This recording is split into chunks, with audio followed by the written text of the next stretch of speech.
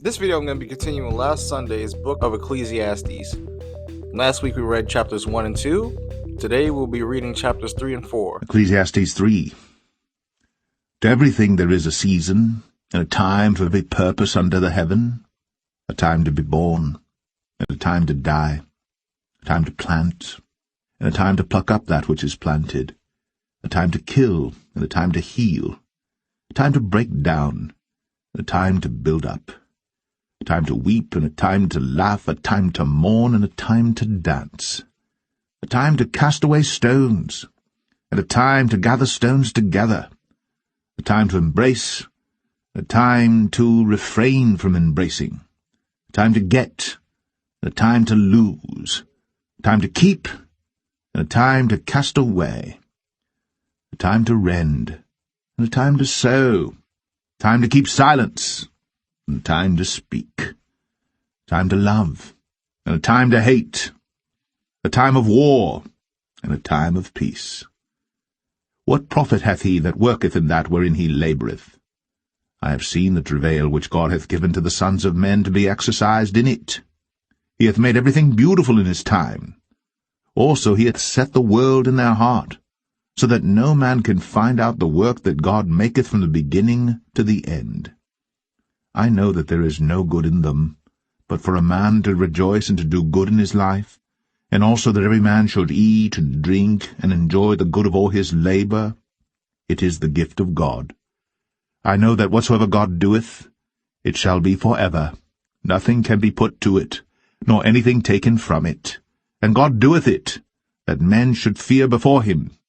That which hath been is now, and that which is to be hath already been. And God requireth that which is past. And moreover, I saw under the sun the place of judgment, that wickedness was there, and the place of righteousness, that iniquity was there. I said in mine heart, God shall judge the righteous and the wicked, but there is a time there for every purpose, and for every work. I said in mine heart concerning the estate of the sons of men, that God might manifest them, and that they might see that they themselves are beasts. For that which befalleth the sons of men befalleth beasts. Even one thing befalleth them. As the one dieth, so dieth the other. Yea, they have all one breath, so that a man hath no preeminence above a beast, for all is vanity. All go unto one place, all are of the dust, and all turn to dust again. Who knoweth the spirit of man that goeth upward, and the spirit of the beast that goeth downward to the earth? Wherefore I perceive that there is nothing better than that a man should rejoice in his own works, for that is his portion. For who shall bring him to see what shall be after him?